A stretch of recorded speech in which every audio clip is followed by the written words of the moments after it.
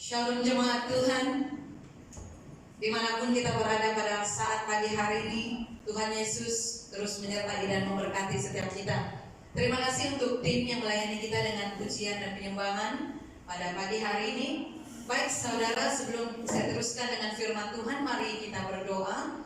Saya pimpin kita dalam doa. Bapa yang sangat baik, firman-Mu itu adalah pelita bagi kaki kami ya Tuhan, dan terang bagi jalan kami. Sebentar lagi kami akan mendengarkan perkongsian dari firman-Mu. Memberkati hamba-Mu yang akan menyampaikan firman-Mu, biar setiap kata-kata yang keluar dari mulut hamba-Mu adalah isi hati Tuhan sendiri. Berkati setiap jemaat Tuhan yang mendengar, dimanapun mereka berada pada saat ini. Biar firman Tuhan akan terus hidup di dalam hati, pikiran kami, di dalam kehidupan kami. Terima kasih Tuhan, ini doa kami. Hanya di dalam nama Tuhan Yesus kami sudah berdoa. Amin. Baik saudara, tidak selamanya kita tahu jalan yang akan ditentukan oleh Tuhan. Namun percayalah saudara, bahwa Tuhan selalu memiliki rencana yang baik untuk pemulihan saudara dan saya. Tetap semangat dan percaya kepadanya. Kalau kita renungkan sehingga pada saat ini saudara, betapa luar biasanya pekerjaan dan penyertaan Tuhan buat setiap kita. Amin. Bayangkan kita sudah melalui masa-masa sukar semenjak pandemik ini ada di negara kita, di tempat kita, sudah kurang lebih setahun 3 bulan. Saudara, kita harus percaya bahwa di dalam Tuhan itu ada berkat, di dalam Tuhan ada pertolongan, dan di dalam Tuhan ada kesembuhan, dan pasti di dalam Tuhan juga ada pemulihan dalam segala aspek kehidupan kita.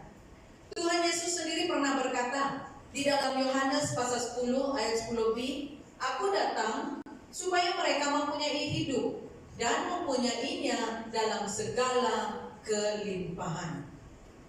Namun saudara, untuk mengalami berkat dan pemulihan dari Tuhan itu ada syaratnya.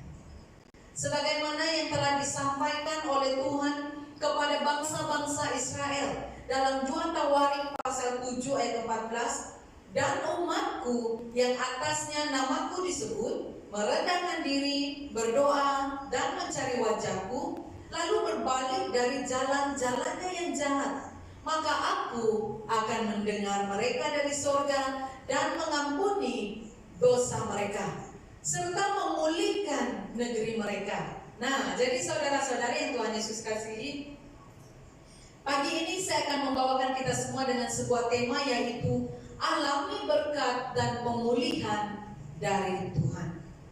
Yoel pasal 2 ayat 25 yang berkata, "Aku akan memulihkan kepadamu tahun-tahun yang hasilnya dimakan habis oleh belalang pindahan, belalang pelompat, belalang pelahap, dan belalang pengerit, tentaraku yang besar yang kukirim ke antara kamu." Saudara, sebelum kita terus lebih lanjut lagi dalam pembahasan ini, mari kita lihat latar belakang kepada kitab Yoel ini, yang ditulis oleh Yoel sendiri, di mana keseluruhan kitab Yoel ini membawa tema Tuhan yang besar dan mengagumkan.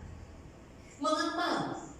Karena Yoel dia berkhotbah dan dia menulis karena ada 2 peristiwa, yaitu bencana alam yang baru terjadi serta kemungkinan adanya serbuan pasukan asing ke Yehuda tidak lama lagi. Nah, jadi tujuan Yoel menulis kitab ini adalah dia mau mengumpulkan umat-umat itu di hadapan Tuhan dalam satu perkumpulan yang besar, perkumpulan yang kudus, yaitu dia mau menasihati mereka agar bertobat dan dengan rendah hati kembali kepada Tuhan. Kembali kepada Tuhan dengan berdoa, berpuasa, menangis, bersyafaat, memohon kemurahan dari Allah. Dan Yoel menuliskan bahagian ini, yaitu untuk mencatat firman Tuhan, nubuat Tuhan kepada umat-umatnya pada saat mereka sungguh-sungguh bertobat. Nah, mari kita lihat rentetan peristiwa yang berlaku dalam Yoel pasal 2 ini yang akan kita bahaskan kali ini. Di mana dalam ayat 1 hingga 11 itu berbicara tentang malapetaka, peristiwa-peristiwa yang terjadi saat itu. Dan ayat 12 hingga 17 itu adalah seruan untuk bertobat. Yoel menuliskan supaya orang-orang pada saat itu menyerahkan diri mereka untuk bertobat. Dan ayat 18 hingga 27 itu adalah janji Tuhan. Janji Tuhan untuk orang yang bertobat itu. Dan dalam ayat 28 hingga 32 itu berbicara tentang hari Tuhan. Saudara, sekarang ini kita berada di dalam tahun-tahun terakhir, di mana ada banyak hal yang sedang terjadi di sana sini, sehingga tidak sedikit orang yang mulai menyerah dalam hidupnya. Saudara, tantangan, cabaran, sakit penyakit, atau apapun hal yang terburuk sekalipun yang menimpa saudara dan saya, itu bukan dari Tuhan. Ya, saya tegaskan itu bukan dari Tuhan. Tetapi, ya, ada tapinya. Tuhan mengizinkan itu terjadi dalam kehidupan saudara dan saya, bukan karena Tuhan tidak sayang, bukan karena Tuhan tidak peduli, bukan karena Tuhan sengaja mengirimkan kutuk kepada kehidupan kita, tetapi karena Tuhan ingin melihat sejauh mana saudara dan saya mengasihi Dia. Bahkan saudara, sejauh mana kita tetap bertahan dan berserah kepada Tuhan dalam segala pergumulan kita, maka saudara akan melihat tangan Tuhan akan bekerja. Amin. Joel Osteen pernah berkata, Tuhan tidak akan membawamu dalam garis lurus. Ada tikungan, ada belokan. Ini mungkin tidak terjadi seperti yang kamu pikirkan, tetapi kekecewaan, kehancuran, dan itu semua adalah bagian dari rencana Tuhan. Berarti saudara, Tuhan sedang mengizinkan semua hal itu terjadi dalam kehidupan saudara dan saya. Masih ingat kisah Ayub? Iblis pada saat itu bertanya kepada Tuhan, ya kan? Kalau kita imbas kembali pembicaraan antara Tuhan dan iblis dalam Ayub pasal 1 ayat 9 hingga 12, lalu jawab iblis kepada Tuhan, apakah dengan tidak mendapat apa-apa Ayub akan takut dengan Allah? Nah, bukankah engkau yang membuat pagar sekeliling dia dan rumahnya serta segala yang dimilikinya? Apa yang dikerjakannya telah kau berkati, dan apa yang dimilikinya makin bertambah di negeri itu. Tetapi, kata iblis, ulurkan tanganmu dan jamahlah semua yang Ayub miliki. Nah, iblis bertanya kepada Tuhan dan menyuruh Tuhan untuk menjamah, menghancurkan semua yang Ayub ada saat itu. Karena iblis tahu apa yang Ayub punyai, apa yang Ayub miliki pada saat itu semua adalah dari Tuhan. Pasti Ayub akan mengutuki engkau, itu yang iblis katakan. Maka firman Tuhan kepada iblis, nah, segala yang dipunyainya ada dalam kuasamu. Hanya janganlah engkau mengulurkan tanganmu terhadap dirinya. Kemudian pergilah iblis dari Tuhan. Saudara, sama halnya dengan Ayub. Kalau saudara pernah mengalami keputusasaan terbesar dalam kehidupan saudara, maka saudara akan tahu bagaimana rasanya menikmati dan mengalami berkat serta pemulihan dari Tuhan itu. Pemulihan dan berkat Tuhan yang berlaku dalam kehidupan saudara dan saya. Dan pastinya hal ini akan menjadi sukacita terbesar dalam kehidupan saudara dan saya. Dan berarti saudara, di sini ada pemeliharaan, ada penyertaan, ada pemulihan dari Tuhan yang akan terjadi dalam kehidupan kita. Amin. Percaya hal itu? Mazmur 91 ayat 2 hingga 7 berkata, tempat perlindunganku dan kubu pertahananku, Allahku yang kupercayai.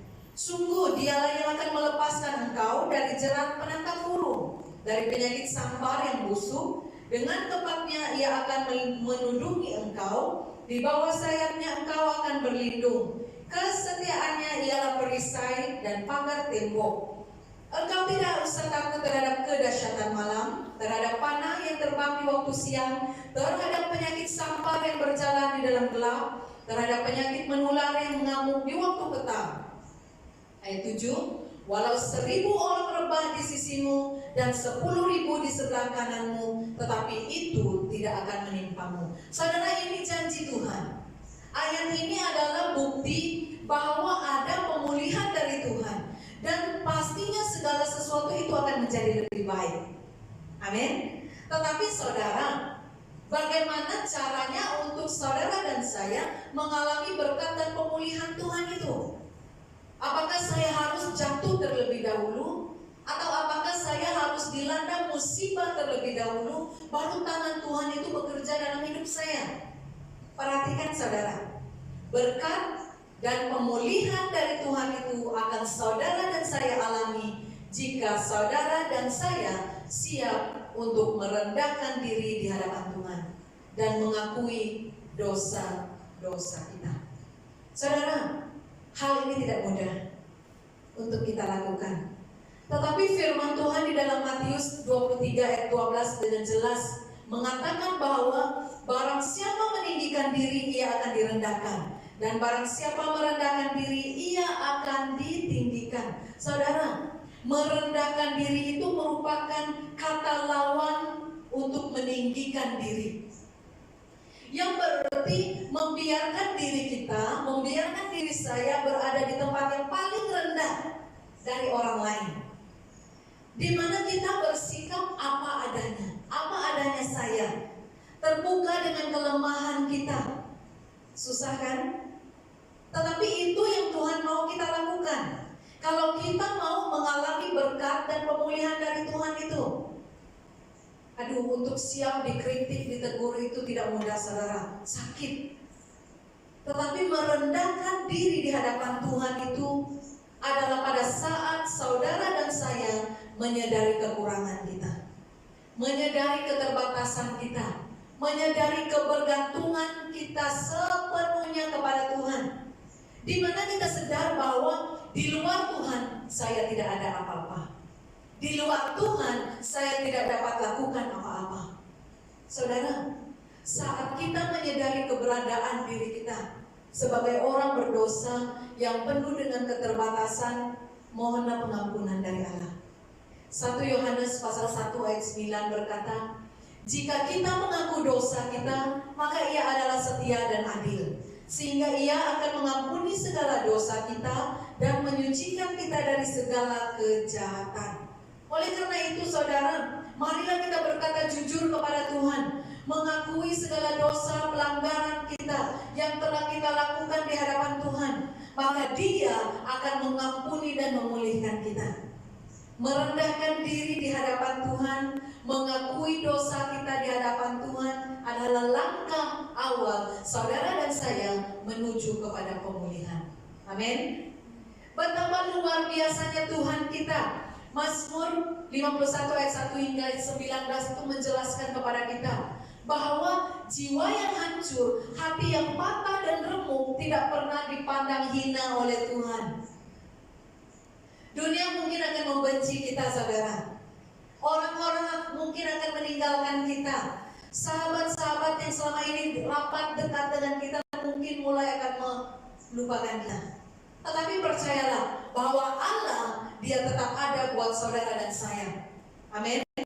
Dan Tuhan sangat membenci orang-orang yang suka meninggikan diri, angkuh, sombong, seperti yang diperbuat oleh orang Farisi saat dia berdoa. Di dalam Lukas 18 ayat 9 hingga 14 mengatakan hal ini.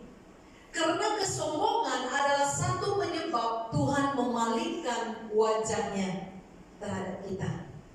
Padahal saudara, dalam kehidupan kita ini, kita sangat memerlukan Tuhan. Saudara tahu, orang yang suka meninggikan diri itu akan sulit untuk mengakui segala kelemahan dan dosa-dosanya. Bayangkan, jika seperti itu, sikap kita, sampai bila pun kita tidak akan pernah mengalami berkat dan pemulihan dari Tuhan dalam hidup kita. Karena kita merasakan bahwa saya ini hebat, saya boleh melakukan apa saja, saya tidak memerlukan siapapun bersama dengan saya tidak perlu orang untuk mengubah saya. Ingat saudara, untuk mengalami dan menikmati berkat dan pemulihan dari Tuhan itu, rendahkan diri di hadapan Tuhan dan akui segala dosa kita.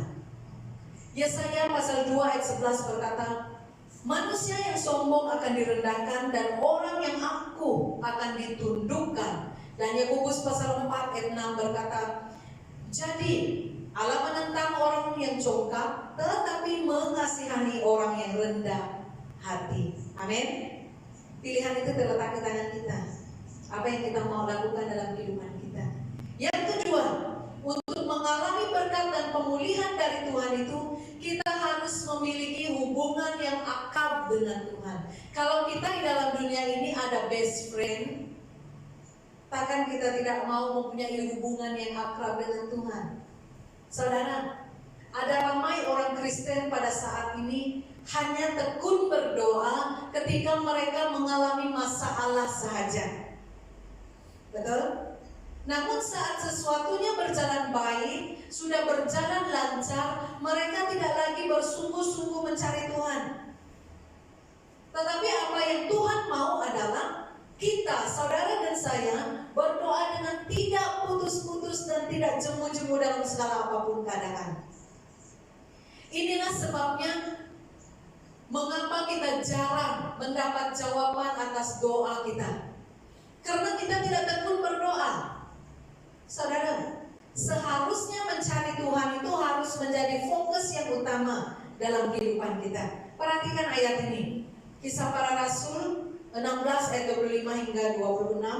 Tetapi kira-kira tengah malam Paulus dan Silas berdoa dan menyanyikan puji-pujian kepada Allah, dan orang-orang hukuman lain mendengarkan mereka. Akan tetapi terjadilah gempa bumi yang hebat, sehingga sendi penjara itu goyah. Dan seketika itu juga terbukalah semua pintu dan terlepaslah belenggu mereka semua. Saudara, hanya dengan mengenalnya kita akan mengetahui apa yang Tuhan inginkan agar terjadi dalam kehidupan kita. Tuhan itu adalah roh. Karena itu kita hanya akan dapat mengalami pengalaman supernatural itu ketika kita semakin mengenal Dia. Semakin dalam kita mengenal Yesus, maka semakin kita dapat mengalami berkat dan pemulihan Tuhan dalam kehidupan kita. Sama seperti Rasul Paulus yang mau mengenal Yesus dan kuasa kebangkitannya. Bayangkan, Paulus sebelumnya seorang penganut Yahudi yang begitu keras. Dan itu sebabnya setelah Rasul Paulus bertobat, dia memiliki kerinduan yang sangat besar untuk mengenal Yesus, bahkan lebih dari rasul-rasul yang lain. Sehingga Rasul Paulus bersungguh-sungguh, dia mau membangun hubungan yang akrab dengan Tuhan. Bahkan dia tidak pernah main-main saat membangun kehidupan bersama dengan Tuhan. Melalui pujian, melalui penyembahan, melalui doa, saat teduh bersama dengan Tuhan. Dan inilah yang membuat Paulus akhirnya mendapat level yang tertinggi tentang pengenalan akan Yesus dan kuasanya. Sehingga saudara percaya atau tidak, Paulus dipakai Tuhan dalam great healing miracle. Hanya dengan kain yang dia pakai, dia mampu menyembuhkan orang-orang yang sakit. Tuhan memberikan semuanya ini melalui firman yang ada di dalam Alkitab. Oleh karena itu saudara-saudara yang Tuhan Yesus kasihi, bangunkanlah hubungan pribadi kita dengan Tuhan. Luangkan waktu setiap hari untuk membaca dan merenungkan firman-Nya. Percayalah bahwa Tuhan akan memberikan mujizat, Tuhan akan memberikan pemulihan dalam kehidupan saudara, dalam keluarga kita, bahkan kesembuhan bagi orang-orang yang sakit.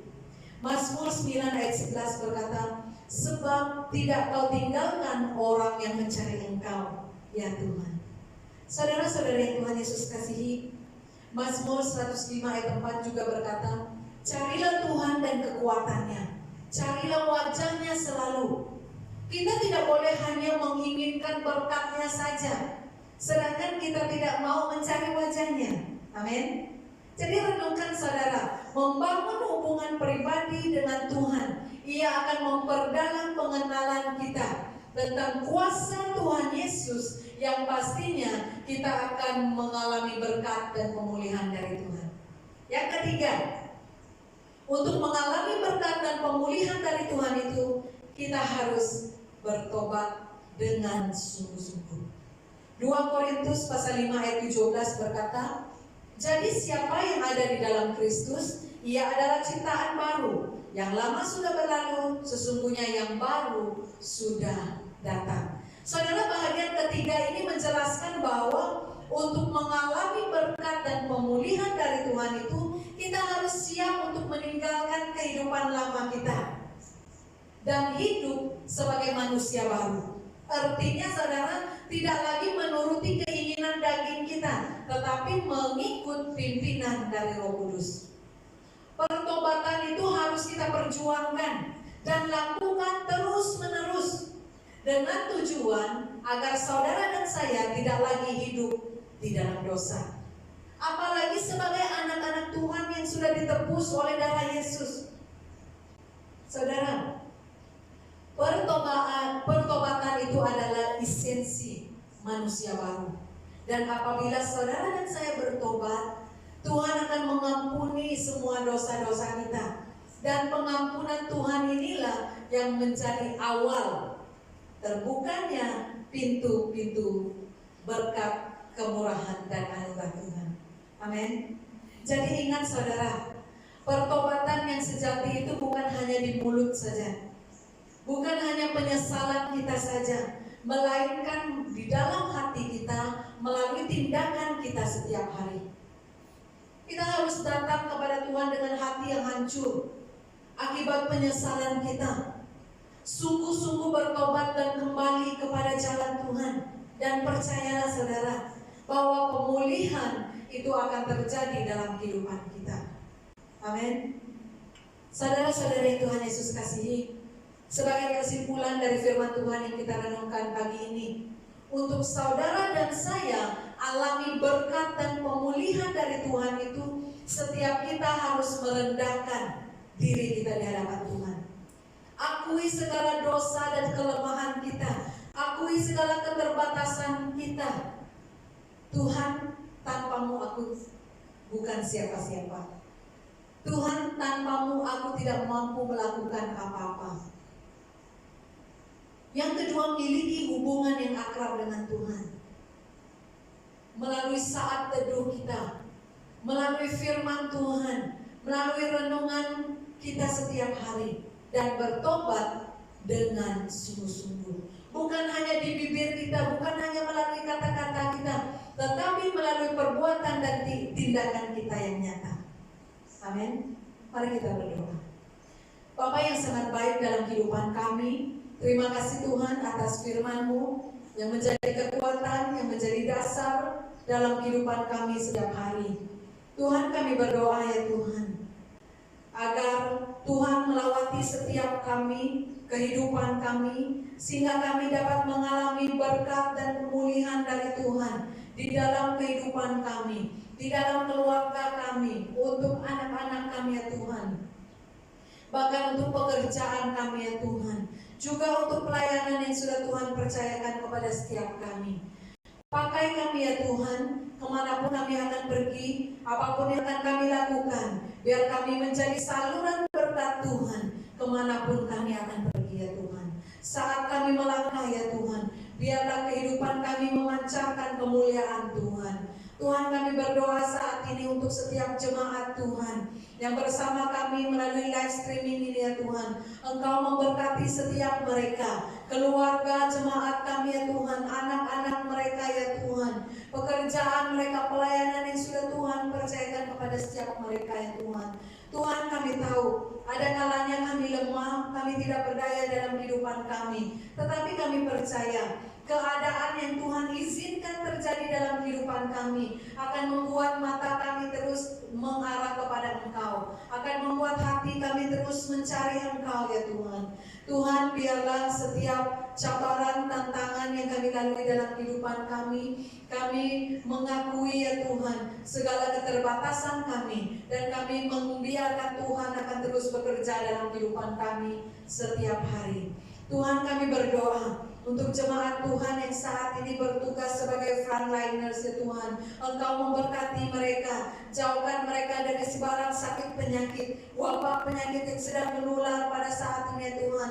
Lindungi, bungkusi setiap jemaat Tuhan yang bekerja ya Tuhan sebagai barisan hadapan dimanapun mereka bekerja saat ini. Lawati mereka ya Tuhan, jamah kehidupan mereka, lindungi, bungkusi mereka dengan kuasa darah-Mu ya Tuhan. Tuhan, kami juga berdoa untuk jemaat Tuhan yang dalam kelemahan tubuh, yang saat ini mengalami sakit penyakit ya Tuhan. Lawati setiap jemaat Tuhan. Engkau menyentuh setiap bagian tubuh yang mengalami kesakitan. Engkau memberikan kesembuhan buat mereka. Tuhan, kami berdoa jemaat Tuhan yang saat ini mengalami pergumulan, permasalahan dalam kehidupan mereka, buka jalan buat mereka ya Tuhan. Sertai mereka ya Tuhan. Mereka akan berjalan bersama dengan Engkau. Mereka akan membiarkan Tuhan yang akan mendahului perjalanan mereka, sehingga mereka dapat menikmati kehidupan yang mereka impikan selama ini. Tuhan, kami tidak lupa berdoa untuk setiap anak muda-mudi kami ya Tuhan, anak sekolah minggu kami ya Tuhan. Kami berdoa masa depan mereka kami taruhkan ke dalam tangan Tuhan. Engkau memberkati mereka ya Tuhan melalui pembelajaran di rumah ya Tuhan. Engkau memberikan mereka hikmat, kebijaksanaan ya Tuhan dalam mereka meneruskan pelajaran mereka meski dalam norma baru seperti ini ya Tuhan. Kami berdoa ya Tuhan untuk jemaat Tuhan yang saat ini sedang mencari pekerjaan, yang kehilangan pekerjaan ya Tuhan. Tuhan, buka jalan buat mereka ya Tuhan. Berikan mereka pekerjaan yang sesuai dengan apa yang mereka ada ya Tuhan. Berikan mereka pekerjaan sesuai dengan apa yang mereka inginkan selama ini ya Tuhan. Kami berdoa, campur tangan Tuhan, penyertaan Tuhan akan terus hadir di tengah-tengah kehidupan kami, memberkati setiap jemaat Tuhan. Tuhan, terima kasih ya Tuhan untuk setiap tim yang melayani pada pagi hari ini ya Tuhan. Kembalinya kami dari tempat ini, pimpinan penyertaan Tuhan terus nyata di dalam hidup kami sehari-hari ya Tuhan. Haleluya Tuhan, terima kasih. Kami sambut semua berkat Tuhan di dalam kehidupan kami dengan penuh ucapan syukur. Ini doa kami Tuhan, hanya di dalam nama Tuhan Yesus kami sudah berdoa dan mengucap syukur. Amin. Oke, demikian ibadah kita pada pagi hari ini, dan sekali lagi mewakili kepimpinan gereja kita BM Taman Tunku Bahasa Malaysia ingin mengucapkan syabas dan tahniah kepada semua pelajar-pelajar lepasan SPM yang sudah menerima keputusan mereka beberapa hari yang lalu, dan kita percaya semua usaha yang sudah kalian kerjakan itu adalah atas pimpinan dan penyertaan dari Tuhan sendiri, dan terus berdoa agar apapun yang sudah Tuhan persiapkan untuk kalian ke depan ini, Tuhan akan terus menyertai Anda semua. Oke, terima kasih dan Tuhan Yesus memberkati.